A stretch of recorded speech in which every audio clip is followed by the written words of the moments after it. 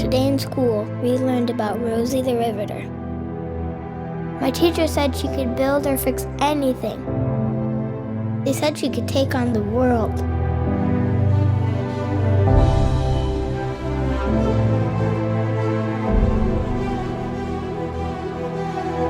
She reminds me of you, Mom.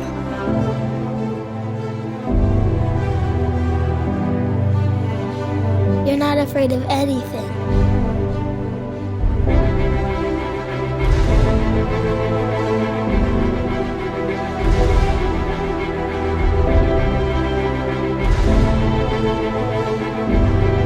You make me feel like I'm the luckiest kid alive.